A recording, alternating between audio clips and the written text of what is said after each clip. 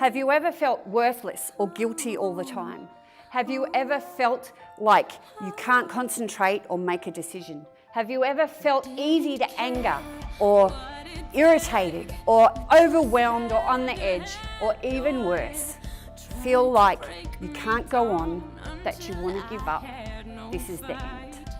Put your hand up if you felt any of those. That's been my life since I was a teenager. That's 2.6 million Australians living in distress and overwhelm. And that could be your mum, your daughter, your workmate, your best friend, or even yourself. But what if I was to tell you that this end could just be the beginning? And what if I was to tell you that I want you to set yourself on fire?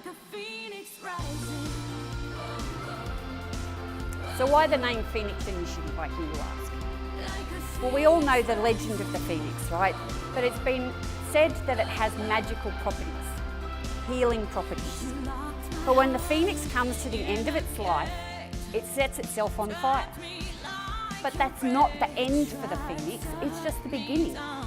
It regenerates itself, it spreads its wings, and it soars up from the ashes more beautiful than before.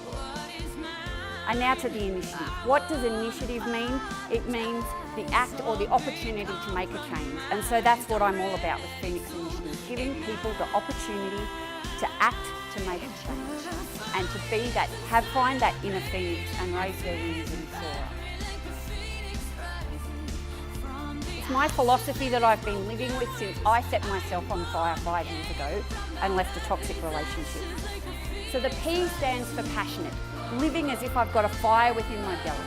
H is hopeful, because when you have hope, anything's possible. Y is young at heart, and it's being open to new opportunities and having a beginner's mind. N is noetic, because we're all part of an interconnected whole, so let's take action to help humanity. I is indomitable, strong, brave and determined, and by God you've got to be strong, brave and determined if you're going to fight mental illness. And then X is extraordinary. Why fit in when you were born to stand out? And what stands out more than a beautiful phoenix?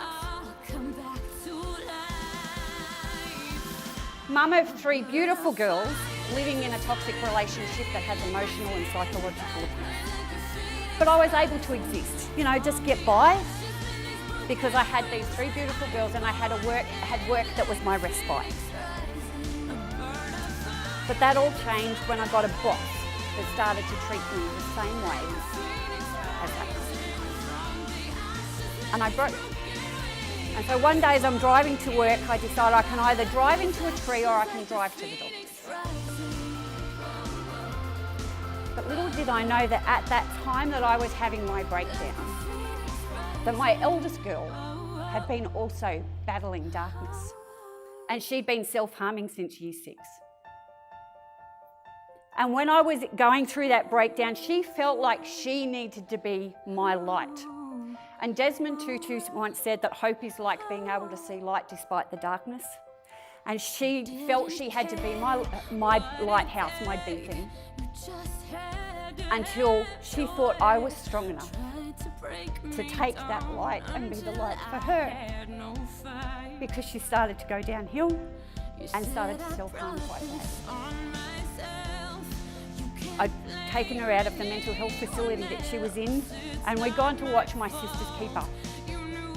And we're sitting there in the darkness, and she'd been sitting off by herself, and I went and sat down next to her. And she says to me, "Mum, why won't you let me die?" I said, "Because I love you too much." And my heart was breaking. But I was like, "I'm not going to let you give up hope." So what I want to leave you with today is that more so than ever in this ever-changing world, we have to learn how to cope and be resilient and connect with humanity. Because if we don't, our mental health will continue to decline and our suicide rates will continue to rise. Because 3,128 people took their lives last year in Australia, more than the year before. And this can't continue. So I want you to join with me and set yourself on fire and find your inner Phoenix and spread your wings and rise up from the ashes. Thank you.